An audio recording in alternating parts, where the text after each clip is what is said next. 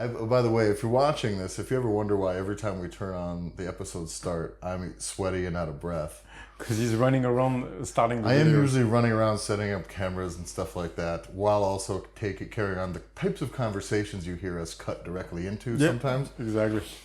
And it's really not fair, truthfully, because Julien just gets to sit here and confuse me mentally while I do a bunch of work. Exactly. And then I sit down. That is my game. And I sit down, and last week, I think it was 5 minutes, he's like, geez, you're sweating. Yeah. Fuck yeah. Oh, and also I usually rode a bike here, like, yes, that's true. So it takes a while to calm down. Yeah. My game is just to sit here and just, truthfully, silently judge him with my every style. podcast that we've done is following probably the most cardio that I do ever, which would be riding 20 minutes or something in and out. So gets you going. Lactate, baby. That's right. So this week we're going to get into some of the stuff we talked about from a what would we go, like programming? Would that be program design? Yeah, because by the way, I was watching a French podcast this morning, and then they were explaining, that's very new, they were explaining like StrongFit for their audience. Yeah. And it was very interesting because first of all, they were on target. He was a CrossFit Villeurbanne. The guy who was there, he was a martial arts dude. I remember him. He was the first seminar I did in France. Okay. So back 2.5 years ago. And it was cool, but they were explaining like basically the stuff from the barbell shrug on for like by 6 months. And then everything else, we were like, let's not go there. Yeah. Let's just explain the core of the StrongFit stuff. So since we're going to switch to 2 podcasts a week, whenever Tyler, just so you guys know, I'm pushing hard for it, but Tyler is the one slowing everything down.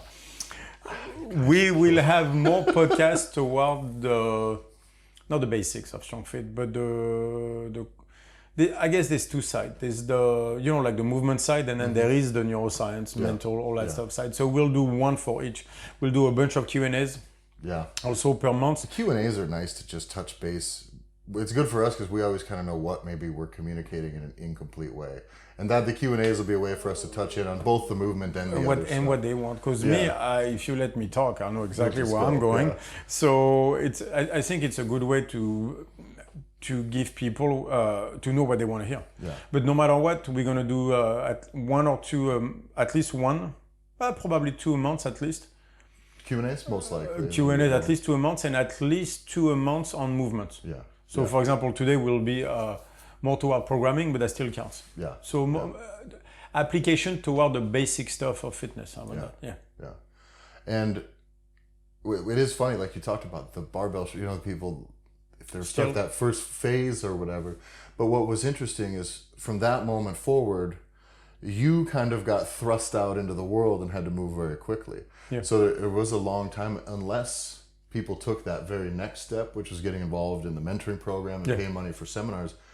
There wasn't really anything telling people what the next thing was, unless they were in one of the programs. Probably because they didn't know either. Yeah, and so we're just getting caught up, kind of, to where... Well, yeah, because the podcast allows us to establish all the evolution in the last 5 years and all that stuff. Yeah. And it's hard sometimes to come back. You know what I mean? Like 5 years ago, I was like, right, I said that. Yeah, I forgot I said that. And then you're like, is that the best way to say it? You're like, well, but it's also integrated. Like they were talking about the keylog. Yeah. Like that's old stool. So now I realize trophic cascade is actually a better word because that's a biology term that defines, but actually a better term is functional integration. Yeah. So, but that's the thing I would like to tell people is actually, it's exactly the same shit. It's just more precise now. Yeah. I go into neuroscience to explain what I always did with movement. To explain why any of it ever worked. Right, exactly. Yeah. Right, this is mostly what I've been doing is explaining why it works. Yeah, cool. And so one of the things that we've had in your back pocket for a long time has been kind of a performance bias, which is something you have used to balance program, if you will, right? Right. So that was always the key, right? I always looked at it as balance first, right? Yeah. And so we have something we've been teaching at a seminar since Motown, since New Jersey, right? Where we call it the performance box. So it's actually a very simple idea, but it applies to everything. So in order to explain that idea, we're going to use the linear progression and then the conjugate system in order to, for example, to apply the performance box to programming. Yeah. Right, so what's a performance box? So imagine you have a box. Box has 4 corners, right? And we're going to define performance based on a interaction between those 4 corners. One corner is going to be neural output. So what's neural output? That's a rabbit hole in itself. It's a capacity to basically go into fight, like how much energy you're putting into the action. So we could look at it as how much energy is being expended into that action. Okay. That's really what neural output is. Energy expended is right side of the brain and sympathetic nervous system, but let's not go there. Well, I'm going to keep you in shallow water. Exactly, for right. Most of I'm today. just saying it's a good rabbit hole. But if you look at performance, and performance just means getting better, right? Yeah. I like to split it in 4 corners. So one is neural output, the other one is skill, always necessary, and then the other 2 is muscle quantity, muscle quality. So basically what we're talking about is neural output, skill, and muscle capacity. Muscle capacity being divided between quantity and quality. So we're gonna, and if you look actually that box, the performance box can be applied to anything, can be applied to a person, to a movement, to a program, almost to anything. So that's the theory. So now we're gonna go into the practical application to show you how cool that box is and using the linear progression versus conjugate system to do that. Yeah. So want to go linear progression first. Let's go over the basics of what that kind of... Right, where it started. So, well, I always like to start with the history. So that's basically the science of stress in the 60s, 70s. The grandfather of the linear progression was Tudor Bompa. He was from... He was the grandfather of the Russian system. He was from Romania. Okay. He was from Romania, and he's called the grandfather of the periodization system, right? He's really he had a book about strength and conditioning, very interesting, that I read many times. I would start everybody with that. When it comes to anybody who wants to learn strength and conditioning, I start them with a Tudor Bompa, whatever it was called, periodization, strength training periodization, whatever it was called. Okay. It's that thick, it's more on the complex side, but it's a great way to start.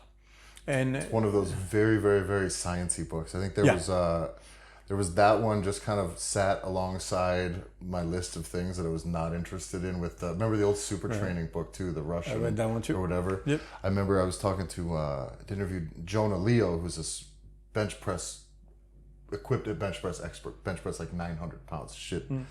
Unreal. But he was telling me he read super training like beginning to end, and he goes through it. He designs his system like to a T with using a lot of those principles. It's very, very, very, very complex, but it still follows a very simple set of guidelines, kind of. Very much so. You know. And by the way, so speaking of that, this is the science of stress from the 60s, 70s. There are so many holes. Yeah.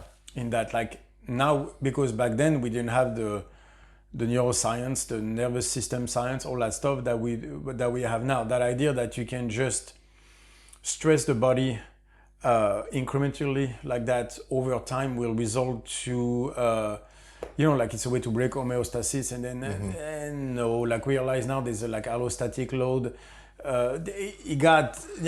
This is a problem I have a bit in the fitness industry, and especially with powerlifting when they use linear progression. Is like, guys, things have evolved. Yeah. Since the 70s, the science of stress has changed so much. And I think that is important when you just like you say that was focused on the science of stress, and that's what we knew about it. And there is value in a lot of those things, but the thing that I see is it's like it stayed at just the surface level, like as in we're gonna chip away, create some stress, and then then we will foster an adaptation, and we can continue to do that in like just more and more and more and more, but it's eventually it doesn't work. Like this is the idea. I mean, it works to a degree, but the Greeks talked about it with the dude lifting the cow. Yeah, I can't remember his name, but he starts with a calf, and then if he lifts it every day, one day he'll lift a cow. Yeah. No. I have a good friend who he's a farm boy, and he's a big, strong motherfucker. I think by the time he was 17 years old, he was like 320 pounds and fucking house. Champion wrestler, like a real big athlete. His dad told him growing up that same thing. Told him like when he was like I think 13, 14 years old. And he goes out and he starts picking this thing up. Well, the problem is 6 months in, this thing weighs 900 fucking pounds. Like, you're done. even if it took 3 years to get to 900 pounds, you still would you're gonna run out of water to fill that cup up. Right, and it's the imbalances of it doesn't work like that. Yeah. So, but let's do that first. Let's explain what linear progression is. Yes. Right, what is the idea? It's a pyramid. Right, we start with a lower percentage, higher reps. So let's say 60% for 20, whatever the fuck. And over the course of so many weeks, you're gonna end up with a higher percentage and less reps. So you go from, and the idea is you start at 60% of your 1 rep max for number of reps, right? And then you work your way to a 105%, right? So that means whatever you got last time plus, if you get 5%, that's actually a huge jump, but that's what you're shooting for. Unless your Ed Cohen was shooting for 10%, but that's fucking insane. Ed Cohen was different. No, Ed Cohen was different. And so usually it's between 6 to 12 weeks to 16 weeks programs. There's still quite a lot of athletes who use it. And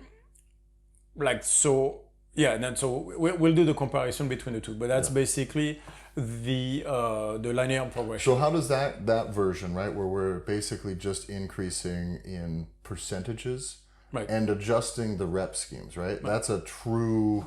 I also see a true linear progression in like what starting strength will teach, say in the beginning, where they really are going to do.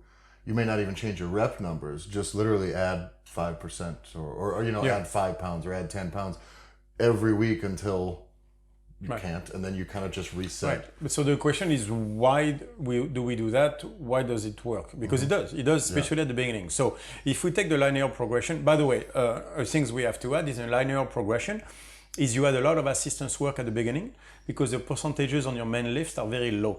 So that gives you the energy to do a lot of assistance work. And you start to go heavy on the assistance work, but at some point, when you start to get to the higher percentages on your main lifts, you have to start dropping the assistance work away. So that ratio will flip. That ratio will flip. That's really the linear progression. That's going to be actually what people don't see is that actually the main difference between a linear progression and the conjugate system is the assistance work stuff, like the flipping the percentages, right? Yeah. And so for a linear progression, they will just increase stress. If you put it to the performance box, what does that mean? If you look, really the point of the linear progression is neural output and skill. That's what it is. It's like you're increasing the weight every week, so you're gonna have to increase the neural output, the amount of fight that you put against the bar. And you're starting at a reasonable enough starting point where you're not blowing out your skill. Really, you're able to refine your neural output. Yeah. So that's why people, like when they lift heavy all the time, they crash because they're sympathetic to just produce an amount of intensity you just cannot maintain. Yeah. Like volume and intensity have to be balanced, right? So those are also the two different ways to, there's many ways, but for sake of argument, the two ways to balance volume and intensity is linear progression versus conjugate. Linear progression allows you to, intensity, at least in strength and conditioning for powerlifting, is based on your percentage of the 1 rep max, but the intensity of the lift increases, therefore the volume will go down. So you start with 5 sets of 20 reps at 60%, whatever, and you finish with 1 set of 1 rep. Yeah. So it's that pyramid going up kind of thing. It's a pyramid system, if you want. Right? And so if you put it on the performance box, you realize that it's really neural output, right? Going to that max neural output, 1 set of 1 rep, and skill. So by spending 6, 12, 16 weeks doing the same lift over and over again and increasing the weight slightly, you are adjusting your technique on that particular lift as you move forward up until you have a good mastery of the movement at those high weights. What people, less experienced people don't realize is that a lift at 80% and a lift at 90% even technically changes everything. For sure.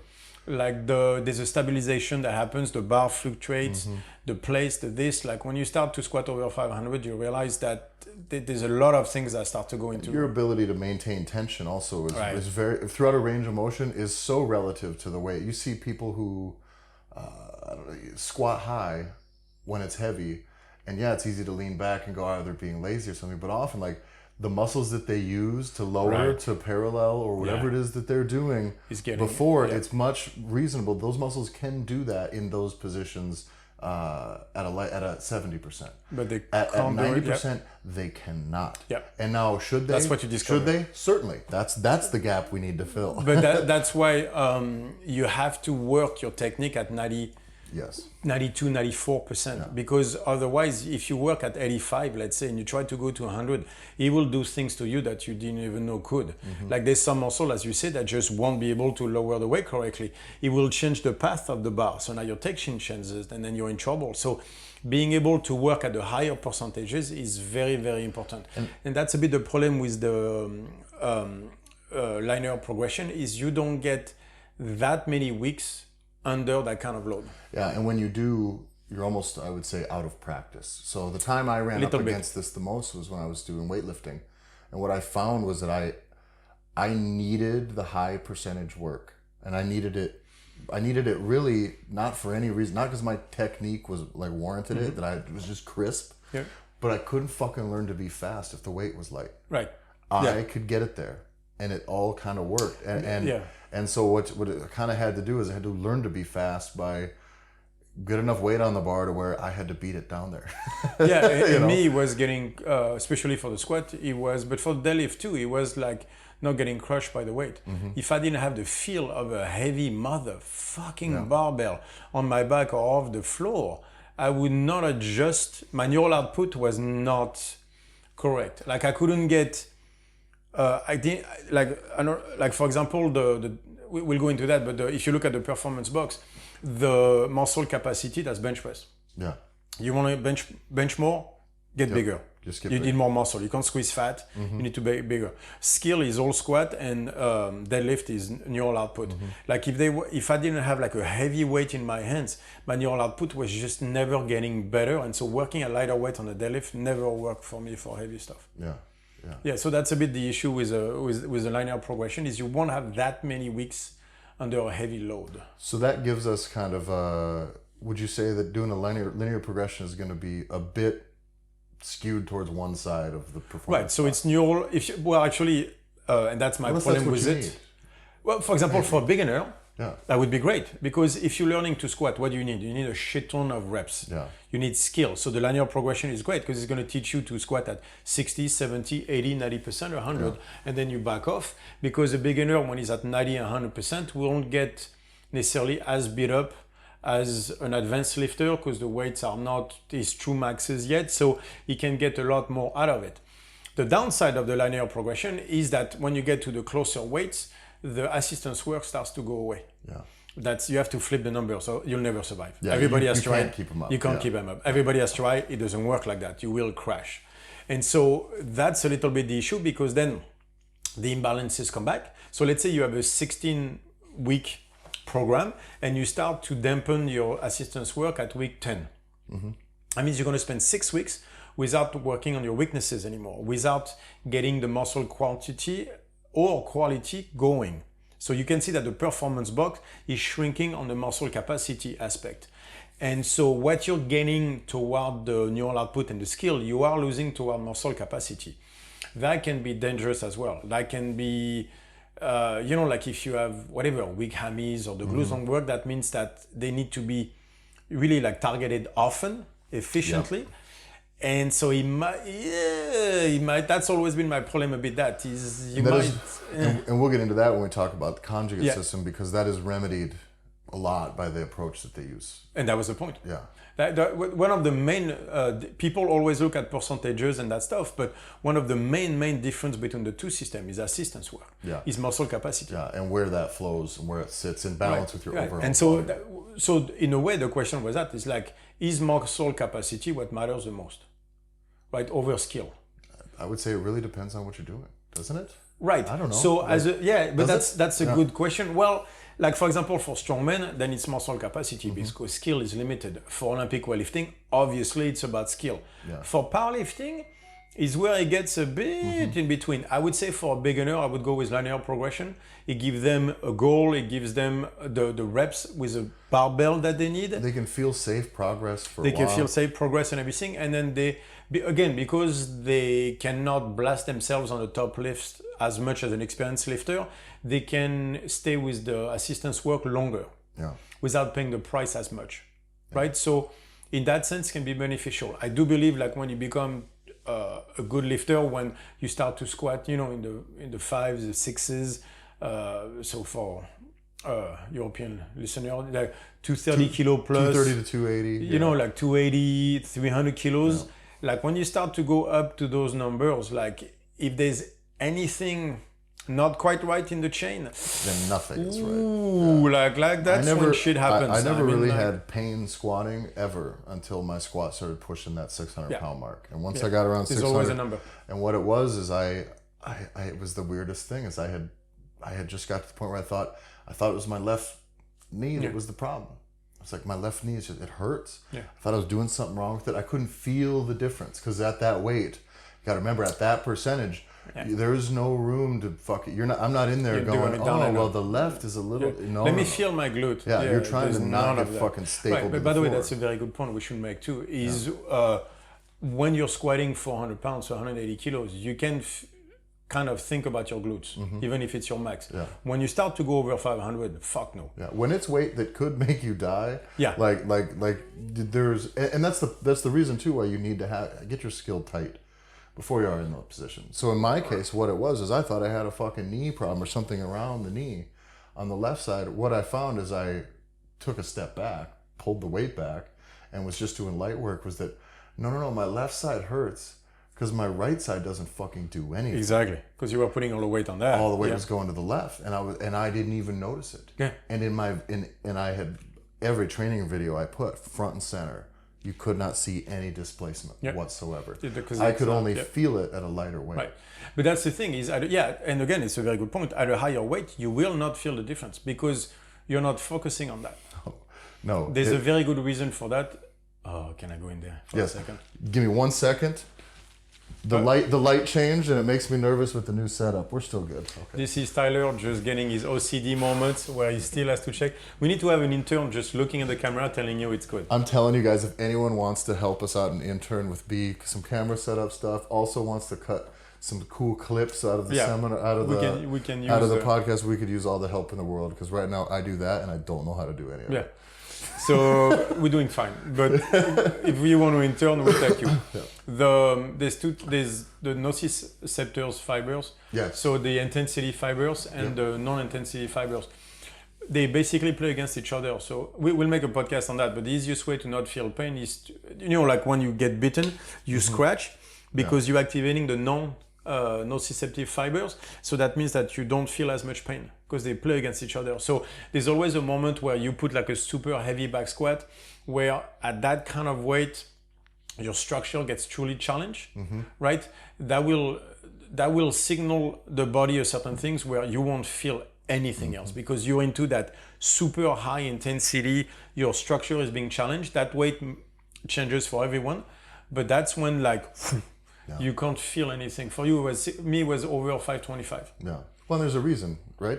If that weight's on your back, it has to be like, listen, we're not going to give any fucking effort, any energy, anything towards thinking about what color you're going to paint the fucking office. Yes, exactly. None of that shit. Like this is weights on your back. Your full attention is output. Exactly. Now. And the heavier it gets, the not the worst, but the best, I guess, it gets into narrowing that narrow field vision. Yeah. And for me, like at 500, I could tell if I was shifting to the right or not. So 230 kilos, I would squat it for sets of 5. I could tell you if it was on the right or on the left. The second I got over to 525, it was sets of 2s, and you didn't feel shit. Yeah. It was survive, get the weight back up, and then form would.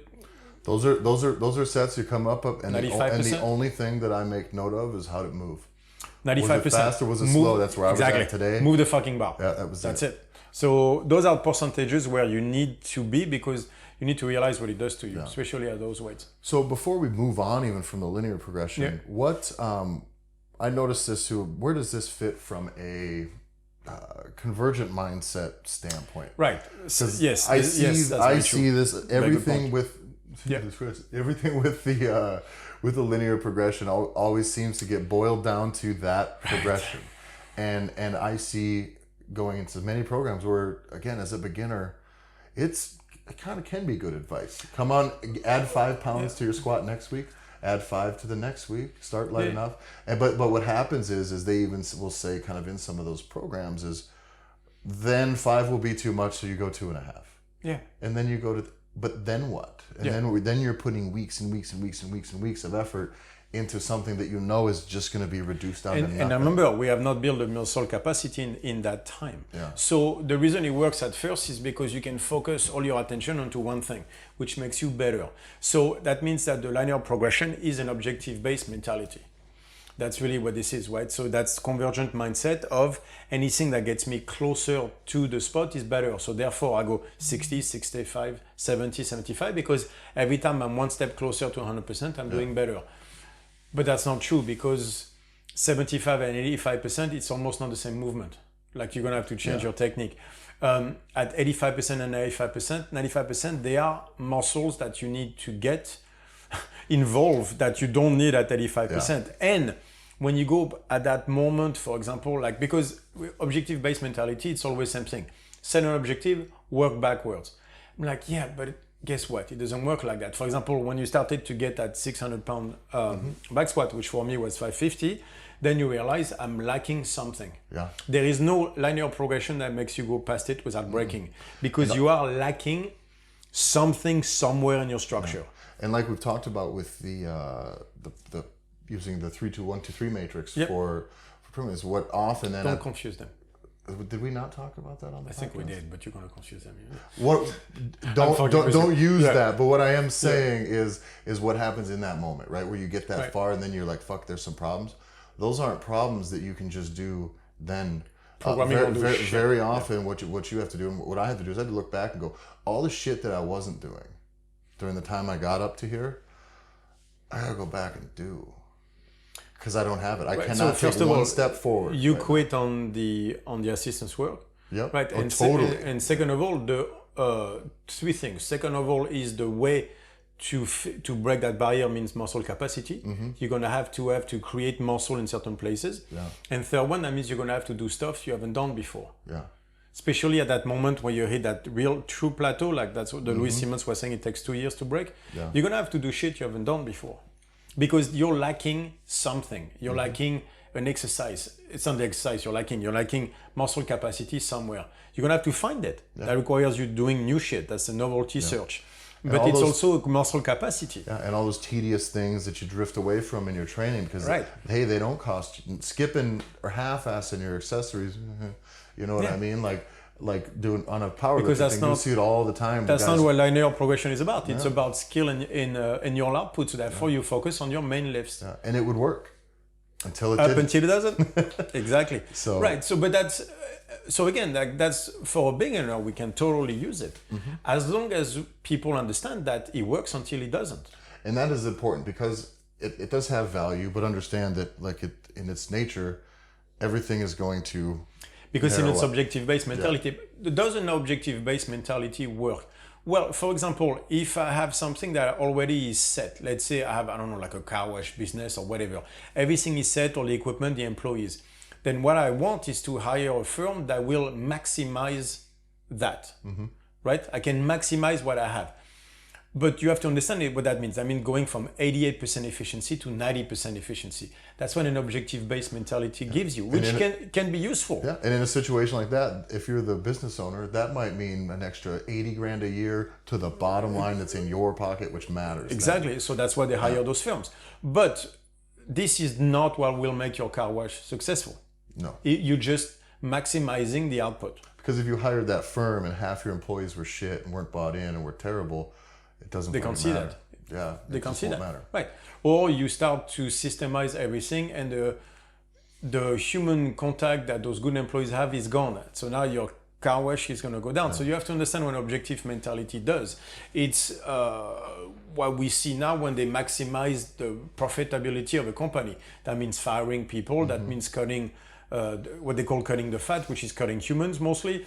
It's all that stuff, but there's a price to pay for that. So the linear progression is the same way. It's going to allow you to get a lot better at the lift, but at the sacrifice of muscle capacity, of you doing the same shit for 16 weeks. So there's a grind there of constantly doing the same movement on the joints where they don't like it. there's a price with the linear progression. I do believe for beginners, it can work up to a certain point. They just have to realize that when it doesn't, it's time to change. Yeah. And so let's talk conjugate. Yeah. And I want to go to those to transition to the conjugate thing. There's an interesting thing you talk the objective mindset. I have a friend who owns a restaurant, and I've seen this in a couple things in the restaurant industry where they have trouble at certain times of day, certain times of year, right? Yeah. And it's very, very simple. My friend did one example. Lunches were slow, always slow. It's a new restaurant, they did really well. Nobody came in and ate lunch. Nobody. What are you going to do? You have a menu, you have a simple menu. They got to the point where I think they even did for a little while, we're just going to not be open for lunch. Yeah.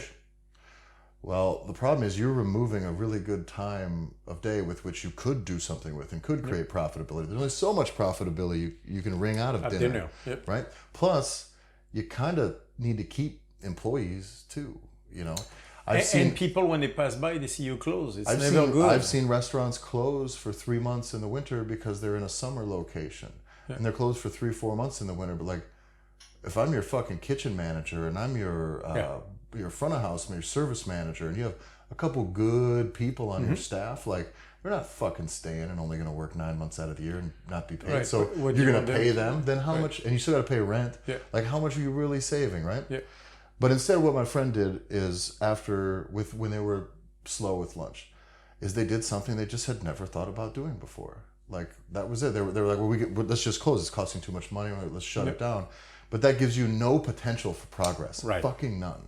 So what they did was we're just going to cook one thing. Consider one special. We're going to make it. It'll be just a quick lunch. Try something new. A variation. And they did it and it blew up. And it's easy to manage. People come in, they can get food, get happy within 5 minutes. Because it's just one thing. And so I just thought that was a novel approach to taking, instead of narrowing it down even more and reducing variables, let's introduce a new one. And as you said, let's give people or yourself a chance for success. Yeah. When you close down, you don't have that. Yeah. And we talk about adapting in training and conjugate is, if I've done a linear progression to the point where things are refined, my weaknesses are really dug in, my strengths I've really got down, but they're kind of locked in place by my weaknesses, then I need to have something that's truly going to come in and force me to adapt. And that's where I think the conjugates. Right. So how did the conjugate originate? It did not start with Louis Simmons. That people are mistaken on that one. It was actually created at the Dynamo of Kiev, which was a club of Olympic weightlifting in Russia in 1972 or 73, early 1970s, for the Olympic weightlifters there. Why? Because they were doing what the Bulgarian system, which was very few exercises, no assistance work, and then you just keep piling up. So a pure linear progression with actually no muscle capacity within it. It was neural output and skill. That's all you worked on. So it was narrowing down the energy towards those two things, right? So by not building on muscle capacity, though, a lot of athletes were getting hurt, and a lot of them were getting burned out badly.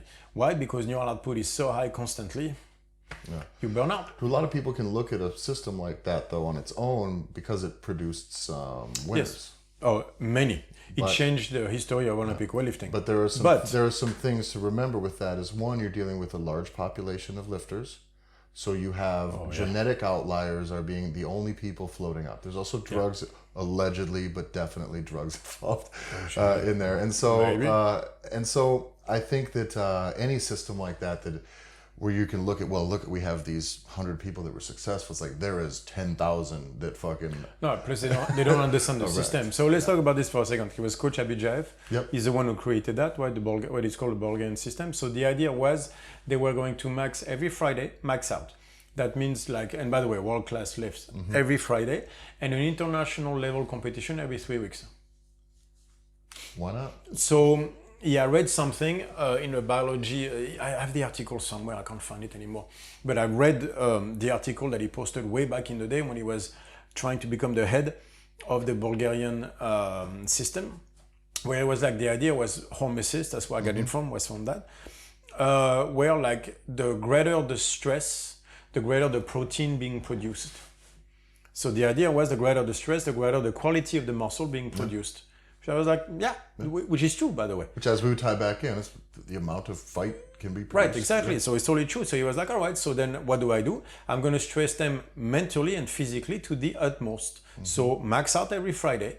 And so that's neural output, max out, right? And then max out even mentally, neural output, toward an international competition so that they are on top, that they have that extra stress continuously. And so he was doing that on a 3-week cycle all year long. Plus there is a skill of getting through a meet day. So totally. that is a skill on its own. And they'd be able to take it mentally. Yeah. Right. What people don't understand is Krastev, the guy who snatched 215 kilos, 216 even? 215. Krastev. I won't judge him. Big fat motherfucker, but like couldn't clean and jog that much, but 235 only, but 215 snatch, right? And so Bulgarian guy, and he was saying like, he wrote a book about all this, and Abidjaev used to sleep with a gun and sleep in a locker with a gun because he was afraid one of his athletes would come kill him one day. So he had the stories where he had an office like that, and there was a door. So on the other side of the door, so in the corridor, right, he would put a light, like a lamp, so that he could see the shadow under the door of anybody coming in, because he was that afraid of someone sneaking up on him.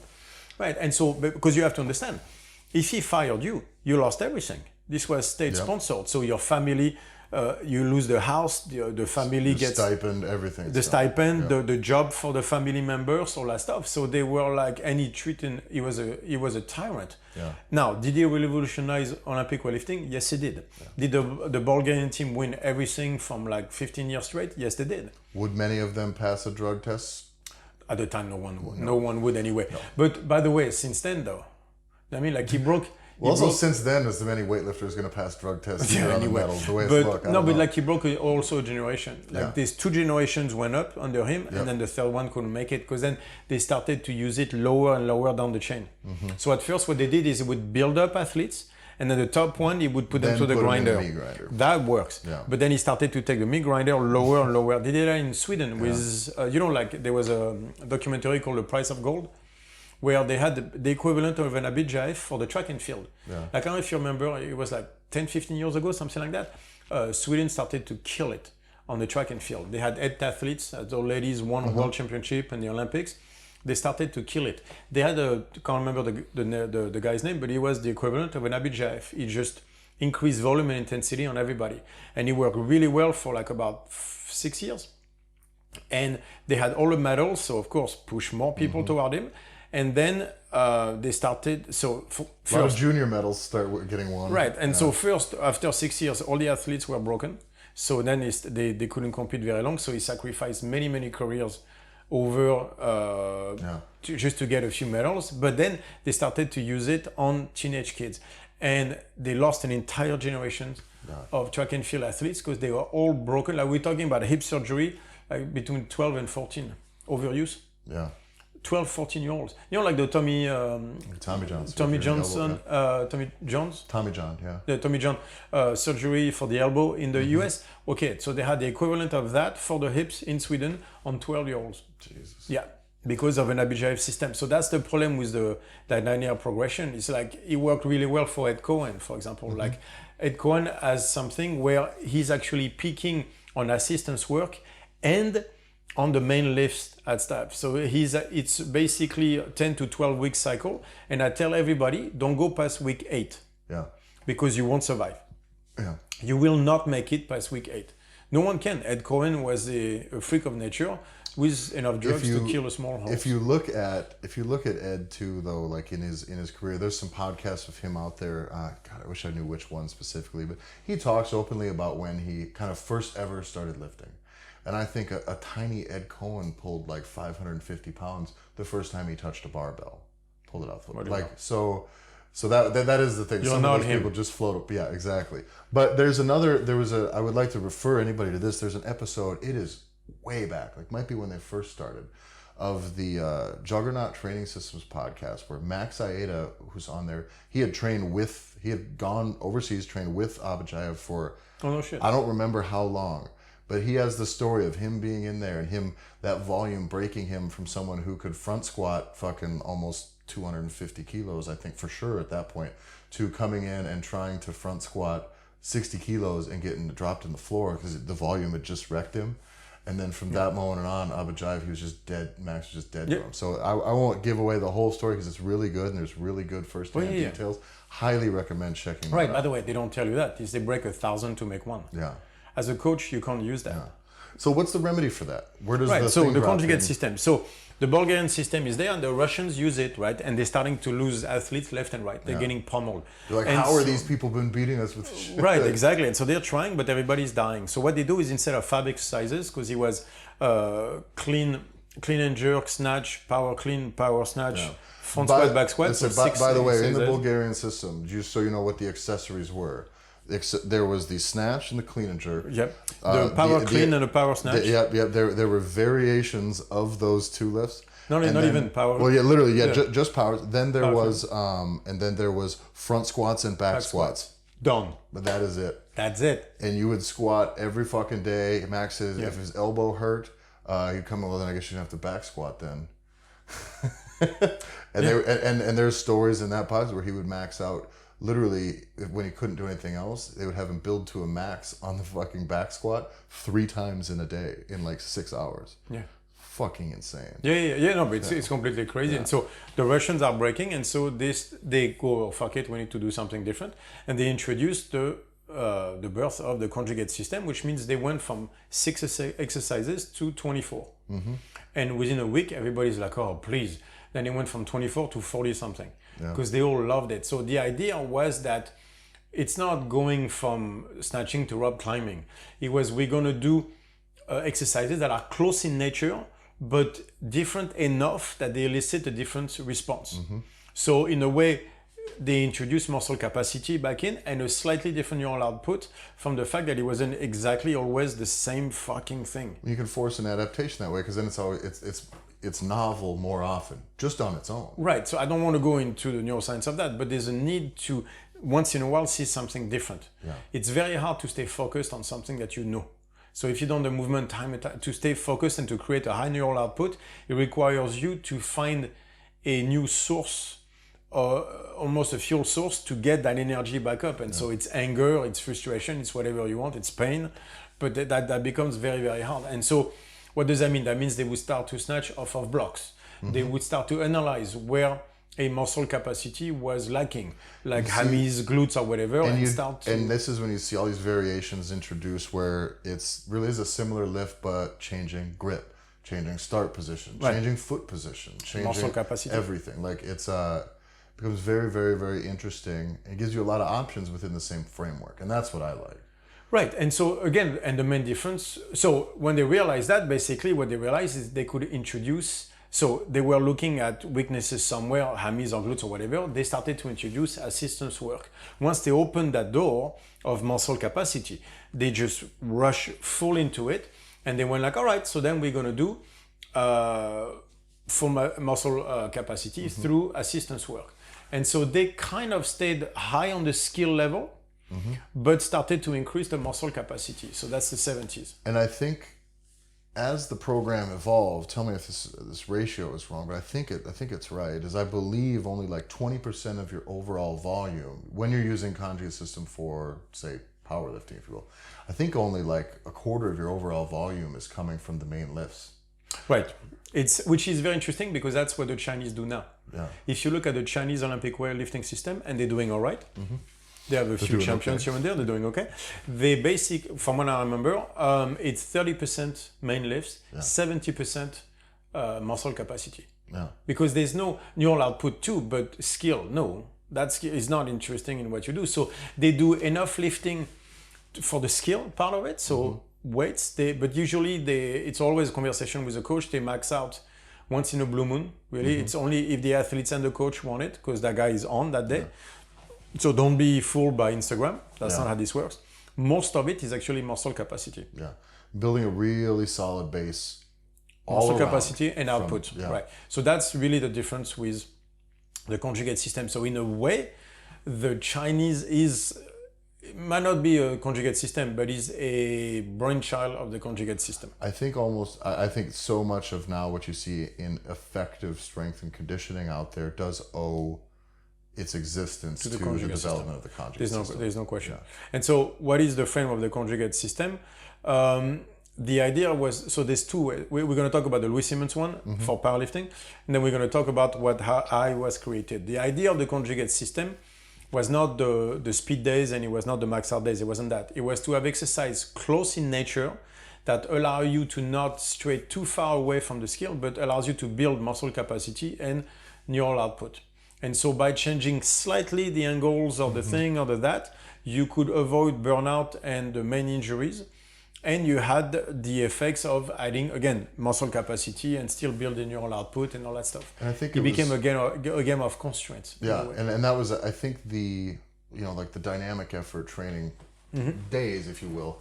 They're essentially... Yeah. Do we want to go into that one first? Yeah, so now we can go into that one. So then Louis Simmons comes about, just so people know. Yeah. Louis Simmons comes about, takes the conjugate system from Olympic weightlifting. Having had his nose in those old books, like he'll say he was one of the first ones to read the Russian stuff. Yeah. He got the Russian stuff translated. He said, I brought all this Russian shit over. He did. Yeah. Louis Simmons did. Yeah. He got it translated. Without him, we would not know about someone would have done it, but he was the one who brought the Russian stuff. So he adapted it to powerlifting. And to adapt it to powerlifting, he ended up with one day, which was max effort. We're going to max out. Yep. 1, 2, 3, 4, 5 reps, but we're going to max out. And then he had a dynamic day, which was a speed day. Yeah. And the dynamic days are, and then they basically, what was the other method, if you will, was like what was the terminology they would use, like the high rep method. That was basically done with their accessories, if you will. Right. The accessories were done with much higher reps generally than the other lifts, not overall high, but the accessories were carried through the whole time and were very high. And so here the main difference, right? Because when he made people max out on days, he did not keep the same lift, because otherwise, we know, like for example, like that's been tested because of neural output for very specific neuroscience reason that I won't explain into it right now, but by week number 3, you already the neural output starting to fall off already, because the novelty is kind of wearing off. Do they primarily vary the max effort one from week to week? Well, it depends on the lifter. One, I think that they like to run for 3-week waves. No. He does the main lift. Well, okay, so he talks about it a lot. Okay. It depends. For beginners, he will run them on a 3-week wave, but he says that now his top lifters, they have to change every week. Yeah, on the max effort. Personally, 2 weeks for me. Okay. I have to do exercise twice. I'm always stronger the second week. Yeah. But he says that his are so advanced that they have to change every week. His idea was you cannot do it more often than 3 times in a row. Before you go from here to just sitting and then down. Yeah. And I think, and then on the dynamic effort days, they will stick to a variation, but that's going to be 3-week wave. But that's going to be 3 weeks. And actually, what's interesting is if you really look into what those programs are, that 3-week wave, it's going to have these little pieces that are going to look like a linear progression.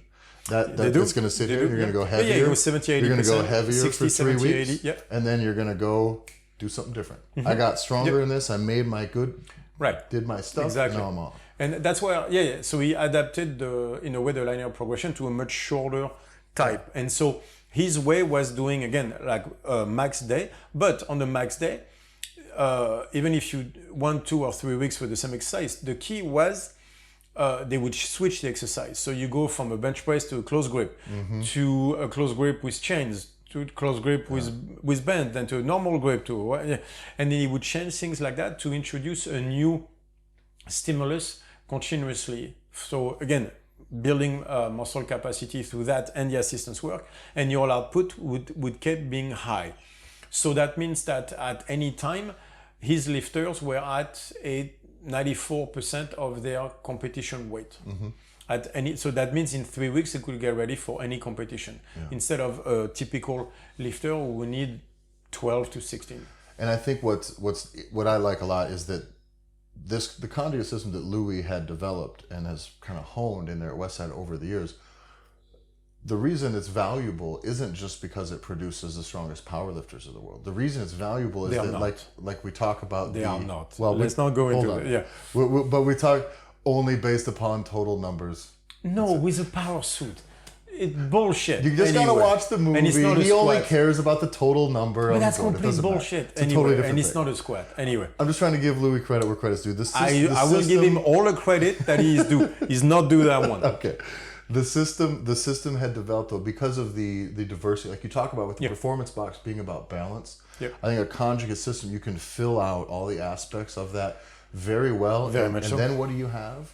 You don't have a person who can just move a bar up and down. What you have is an athlete.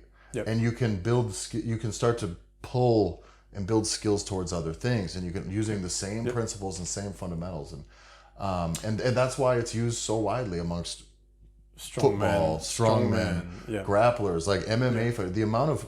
If you look at the amount of fighters that are going through Westside, you'd be really, really, really surprised. Right. There's a lot of MMA That's probably fighters. because it's the only smart strength and conditioning system out there for MMA fighters. Like the world of MMA has the dumbest form of training I've ever seen. The fact that you have 6 coaches is already a fucking problem. Yeah, exactly. But it's like strength and conditioning MMA is really bad. Yeah. But so the one thing you would lose with the conjugate system is the skill portion. You're gonna do a lot less lifting. Let's say barbell back squat. That squat that you would use in competition, you're gonna do a lot less of that. So you do lose on skill. You suppose that's why, though, you talk about how on the max effort days, if you have a skill deficiency, that's why you would stay with that lift for the 3 weeks, right, on your max effort, so that you are able to actually hone that skill on top of just increasing. Yeah, because because there's a variation, right? So let's say you vary 6 exercises, right? So every week you max out on a different exercise. I would bring back let's say on the bench, right? I would bring back the bench every 3 sessions. Yeah. And then switch, but bring it back more often so that you learn to bench with a barbell. Yeah. Because I can tell you that from a deadlift, like I like deadlifting with bands, for example, but the second I pull without the bands, I realized I was relying on the bands to keep the path and so once I removed the bands, it fucked me up completely, because now I had nothing it was almost like lifting on a Smith machine.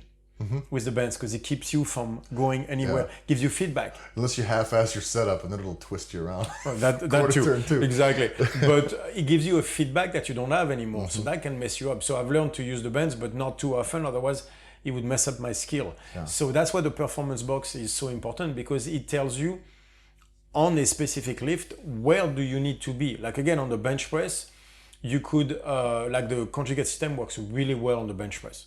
Why? Because bench press is not a very technical lift, and it's not a neural output lift. Yeah. It's a muscle capacity lift. You want more, bench more, get bigger arms, get more muscle. You need more muscle to squeeze on the way down, to lower the bar. Spend some time under some heavy weight. It's got to be familiar to you. Yes, and then that's about it. Because your upper back has to take the pressure. So, but you don't need necessarily just a barbell to do that. Like there's a lot of people that get very strong doing heavy dumbbell work. Yeah. Like Dan Green is one of them. You can put chains, you can put bands or whatever. Just get your upper back under weight, right? You see strongmen, for example, they're very good at bench pressing. Yeah. Right. And they almost never do it. But they have so much weight on their upper back continuously. So, by the way, strongman training is the conjugate system. Yeah. Right? You constantly deadlifting. You deadlift a farmer's walk. Yeah. You deadlift a stone. Your hinge. But your hinge work or whatever. You're picking up off the floor is done in dozen variations. If I look at the performance box for the deadlift, what do I see? Neural output, picking heavy shit off the floor, max fight. Strongman, muscle capacity, quality, quantity, strongman, skill of the floor, barbell, they work on it. And so what you get the perfect conjugate system for the deadlift. And you can see that strongmen are by far the best deadlifters on the planet right now. For sure. With a lot, and I will say that with a lot of leverage deficiencies too. You see some tall motherfuckers. You will never ever, I mean, the amount, just look at the grip. You talk about people that were trying to optimize leverage, and you tell me how the fuck Jerry Pritchett and Halfthor are gripping almost snatch grip. Right. You know, it's like, why? Because it just fucking works for them. And the good dude is 6'9", by the way. Yeah. Like Halfthor is 6'9". So again, the leverage wise, there is a lot of there's a lot of CrossFit Games athletes that I think could walk under Halfthor's bar without ducking at the top of his deadlift. Calling y'all out. Yeah, exactly. I know a few. Is that tall? So you can tell that the Louis Simmons conjugate system was a monster for bench press. The strongman conjugate system is a monster for deadlift. Yeah. You can see how, and you can see a conjugate system for squatting, Olympic weightlifting. You're cleaning, that's a squat movement. Snatching, that's a squat movement. Squatting, that's a squat movement. Off the blocks, that's a squat movement. So what you're doing is working the conjugate system for squatting in Olympic weightlifting. That produces the best squatters, right? So you can see how that idea of having that thing that is close in nature, but still slightly different, and that performance box idea works well, right? So that's how I look at it now. And because you can almost detach this, a conjugate system, a conjugate program that you put together, you can almost completely detach that from percentages too. Right, exactly. So it's constraint based. For example, like the way Louis Simmons did it, in a way, it was constraints based. It was like once a week, you're going to go under as much weight as you can. Because max effort doesn't mean 95% of what you did 3 months ago. Oh, no, max effort means what you got today. For the day. And maybe it's 3 reps, maybe it's 1 rep, maybe it's 5 reps. But it's going to be 5 fucking heavy reps every time. And when they go toward the dynamic day, they don't care. It's like move the weight fast. As fast as you can. Now, am I promoting the dynamic days? I am not. Like, there's a lot of reason. Me personally, never worked for me, and a lot of people who didn't like it. I think it's very specific to their lifting because of the suits that they wear, and they're so fucking fat. I like to just remove kind of truly the speed focus only from the dynamic day, because I think you can, when you just look at it as it is, which is just more moderate, and then gives you time to focus on that wave for 3 weeks. I like to view that as like classroom time on that lift for 3 weeks. Meaning I have my 3 weeks with this, boom, boom, boom. Because the one thing that is lacking in a conjugate system technically is skill work. And I think you can blend your skill work in with your speed work. I'm saying that having literally accomplished nothing compared to what Louis and they have, so I'd like to hear what they have to say about it. But I do think you can mix the two. Exactly, which is okay. Because Louis has said that many times, who are you to change my system? Louis also said that, I believe in his exact words on the Rogan podcast, was that if everyone took steroids, we wouldn't have any gay people. Did he say that shit? He said that on Rogan like 2 years ago. Really? I'm listening. I don't remember. I'm listening to this and I'm like, Louis, you are a relic from a time with which it was like, and it was a painful thing. And Louis done a lot. Louis done a lot, but don't put him on TV. Right. By the way, I'm one of the 6 people who read his book, and I can tell you it's the same story time and time again. Like, there's a lot of stuff they're not. So I'll give him all the credit in the world for his work. There's a bunch of stuff where he says I took someone squatting from 500 to 800. I'm like, right, the guy came at a 500-pound raw squat, and you gave him a 200-pound, 300, so 800-pound equipped squat in 3 years, where he gained 60 pounds and is on so much steroids he's gonna die soon. There's no context to his stories whenever he does that. For sure. But anyway, so there's different types of conjugate system. That's what people need to understand. You have the Louis Simmons that is very specific, right?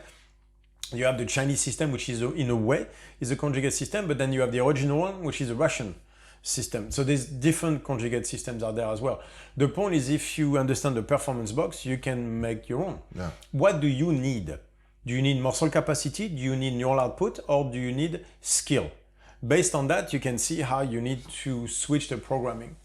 So if you're a powerlifter and you like, let's say, skill on a deadlift, right, which is a main neural output stuff, Louis Simmons, if you focus your speed work on, if you want to follow Louis Simmons' program, focus your speed work on technique. So be careful with the bands because of that, because that might throw you off. I had done when I made the most progress ever on my deadlift, when it went from being something that I was embarrassed at how little I could deadlift because of my size to I was pretty proud of my deadlift. That gap in there, what I did was I had basically done Brandon Lilly's cube method, but just the deadlift portion, which if you zoom back out is just a shit ton of variations within the deadlift. As in, each of my deadlift sessions would be sets from the floor, sets from blocks, and sets from deficits, probably on 60% of my deadlift sessions. And it would be all over the place, some high reps, some heavy. But what it was new positions to try to find tension, new ranges of motion, new everything, a totally new stimulus, just threw everything at me. I went from being a shit deadlifter for a guy my size to a pretty fucking good one. So you build the muscle capacity and the skill, because you had to look for ways to find tension. Yeah. Which is, by the way, the definition of skill for a lift. Kind of, yeah. It's find the right tension. Yeah. I mean, that's what we talk about at StrongFit all the time. Is find the right tension. Yeah, we're not sculpting here. We're not painting anything. Yeah, find the right tension. It's like it's actually Polishnikov. He was Klokov's training partner, who said good technique is the hypertrophy of the right muscles. Yeah. It's like I'll agree with that. So to have hypertrophy of the right muscles, you need to engage them. To engage them, you need to find the right tension. So like I like the deficit deadlift because it forces me to get. Otherwise, I stick my ass out and I basically just hinge the weight.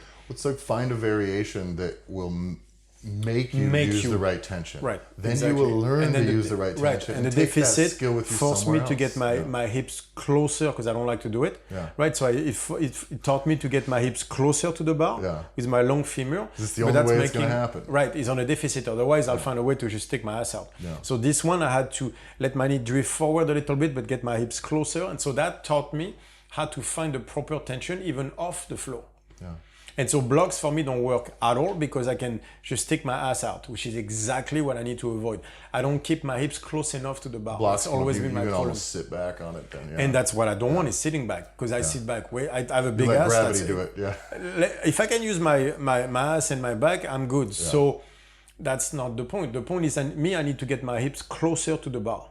So the deficit works really well to teach me that. So it wasn't about the deficit. It was about making me learn to gain the proper tension. And then I could use it off the floor. Yeah.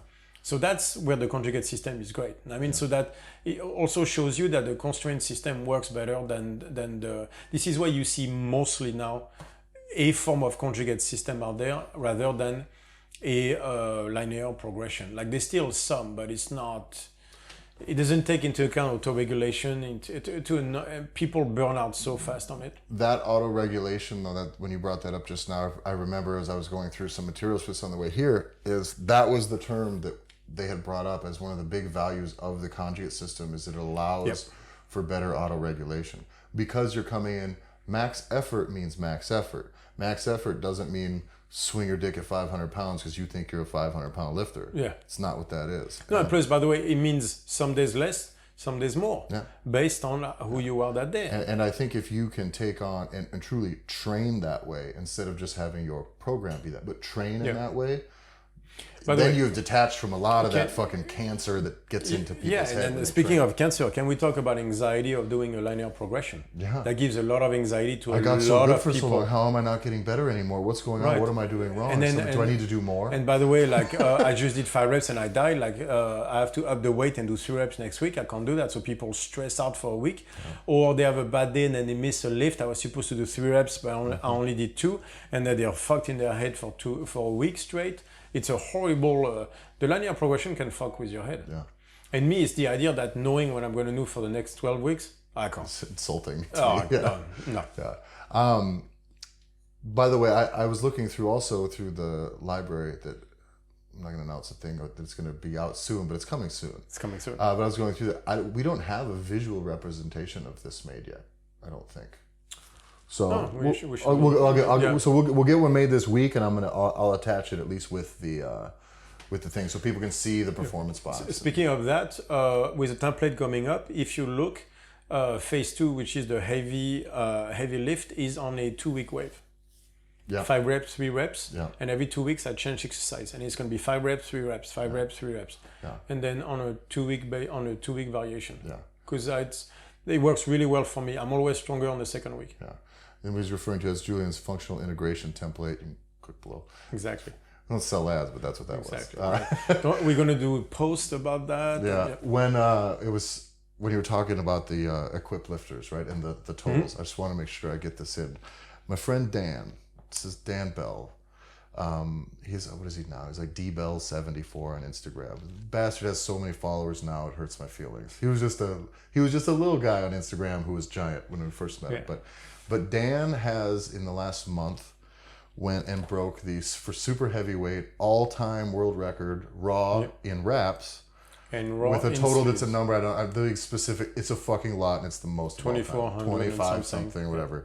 And then he did raw with sleeves fucking like 3 days ago on a meet where he was just going to do his openers to get ready for his next big meet. He was just going to come in, practice, do some openers, and just happened to also to check that highest total of all time, second. Malaniechev? Yeah, Dan's passed Andre, and so. But the fun story about Dan. First time we had ever met in person, we had done some stuff with Massonomics. We had a big pizza eating contest and podcasts, and we got crushed by some guy who's a skinny ringer. He ate this 17-inch pizza in like 6 minutes.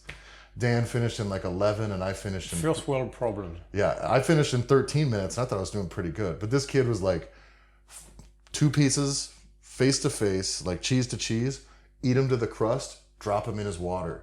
And then he'd drop the crust in the water. Then he'd fold cheese to cheese, 2 more pieces, eat them to the crust, take the soggy crust out of the water, eat the soggy crust, and just like literally like food contest shit, which was not what we were there for. It was a bunch of big powerlifters there for the Arnold.